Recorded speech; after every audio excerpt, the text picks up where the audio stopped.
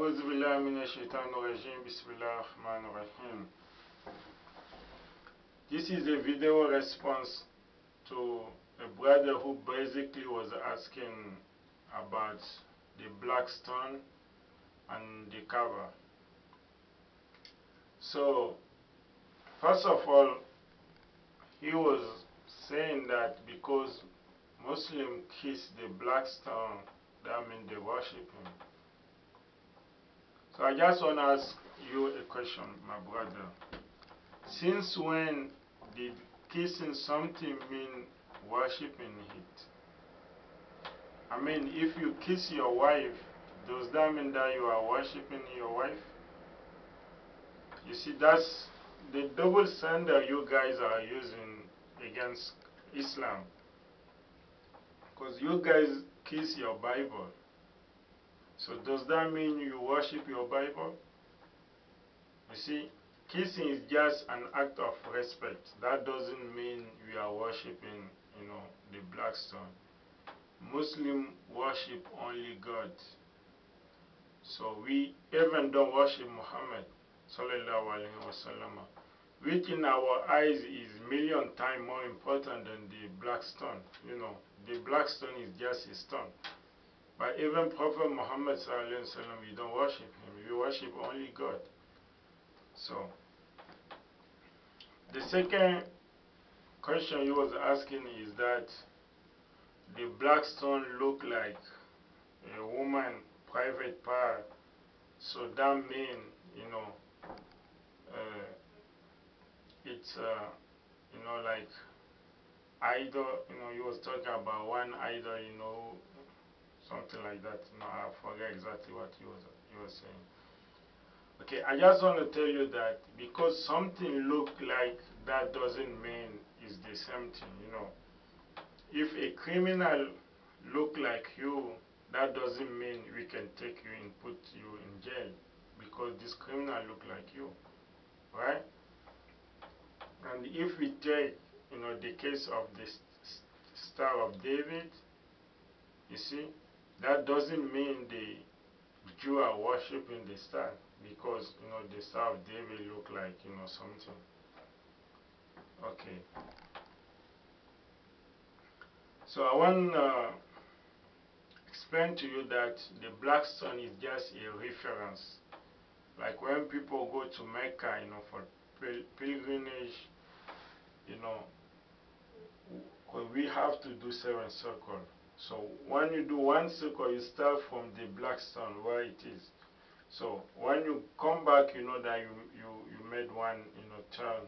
Then so it allows you to know how many times you are, turning around the Kabba. So that's it, That's one of his main, importance.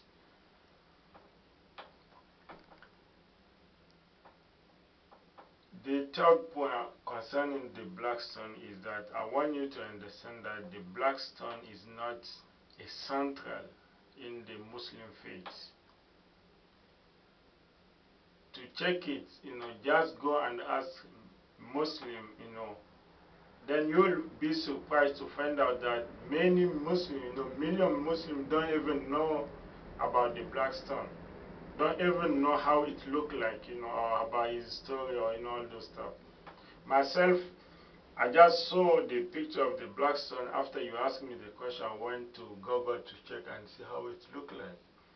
So that just shows you that, the black stone is in Islam, but it's not like a creed, something, very important in our faith. We just believe that it came from heaven. That's it. So, it's not like it's very, very important, all the Muslims know about it, or, So,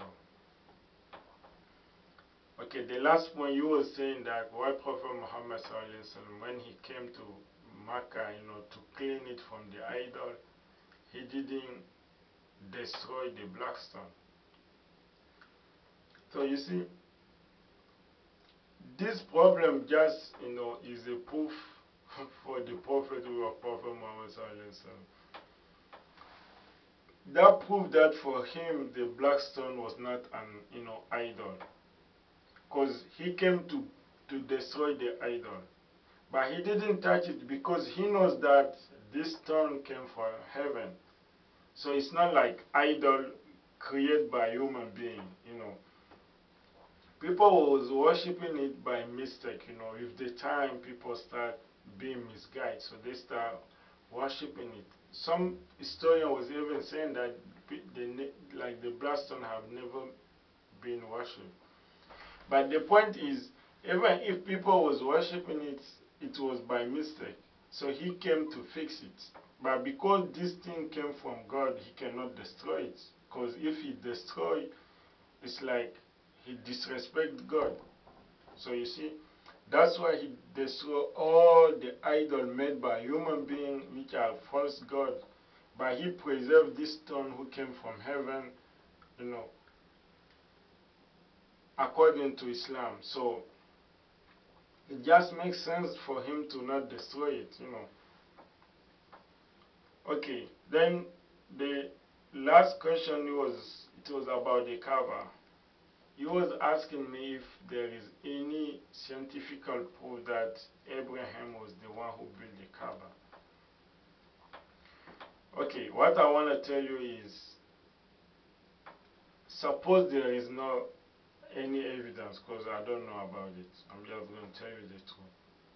So that doesn't mean anything. It's not because science didn't see something that mean that it doesn't exist. Like in my country, for more than 100 years, they were saying that you know, there is no oil. The science people, they did many studies, they didn't find anything. So just this year, the Chinese people find oil in my country.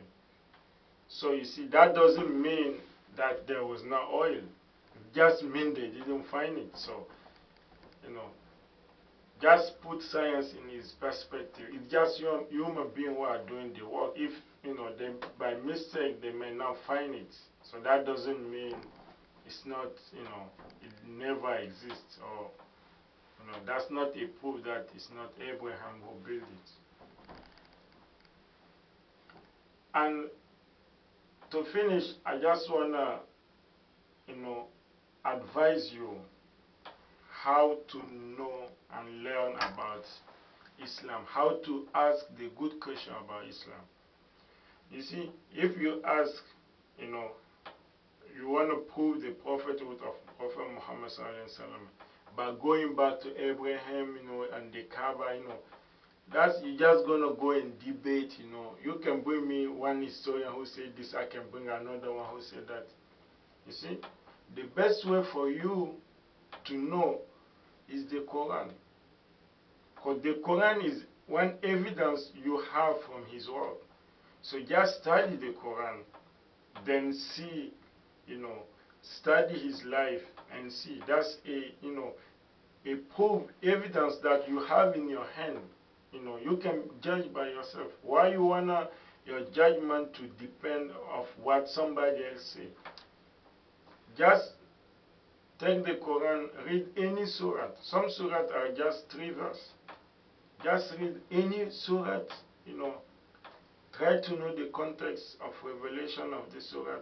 Try to know the tafsir of the surah. Then make your judgment. Okay, I hope you're going to do that, and we're going to discuss later, you know. Assalamu alaikum wa rahmatullahi wa barakatuh.